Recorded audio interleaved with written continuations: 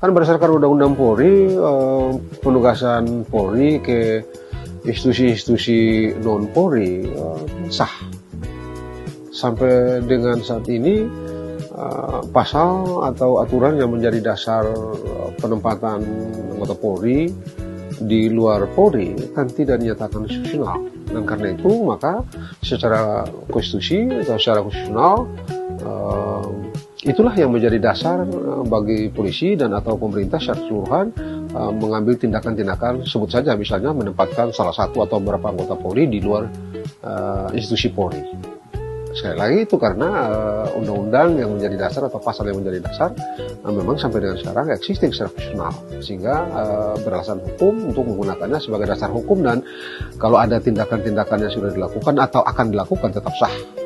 Dengan atau telah atau akan dilakukan di luar Polri, bagi saya sah. Mengapa sah? Oleh karena hukum yang menjadi dasar tindakan itu sejauh ini sah, ada, karena ada hukumnya ada. Lain soalnya kalau hukumnya nggak ada. Apa hukumnya? Ya pasal 28 itu.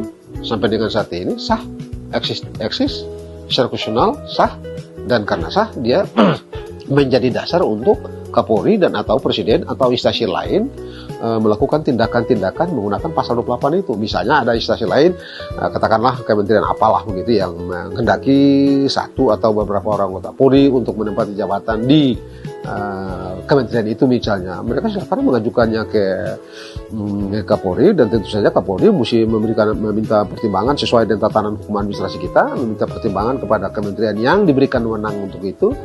Nah, kalau misalnya kementeriannya mengatakan oke, setuju, barulah Kapolri bisa menerbitkan SK untuk menempatkan orang-orang itu di luar institusi Polri. Kembali saya ingin menegaskan bahwa sah penempatan anggota polisi di luar polisi. Mengapa sah? Karena ada undang-undang yang menjadi dasar itu sampai dengan saat ini sah berlaku. Di luar itu seluruhnya sah. Termasuk misalnya menempatkan anggota polisi di luar institusi yang dalam tanda petik tugasnya agar tidak simetris dengan polisi gitu ya, tetap aja sah. Hanya memang mesti atas dasar permintaan dari institusi itu dan disetujui oleh kementerian dalam yang diberikan kewenangan untuk menilainya. Dalam hal ini adalah kementerian reformasi birokrasi itu. Nah, sepanjang itu memenuhi syarat sah. Karena itu menurut saya putusan Mahkamah Konstitusi yang baru diputuskan tadi itu tidak cukup fundamental mengubah tatanan tindakan-tindakan hukum berupa penempatan anggota kepolisian di luar kepolisian. Mengapa? Karena undang-undangnya yang menjadi dasar itu tidak berubah.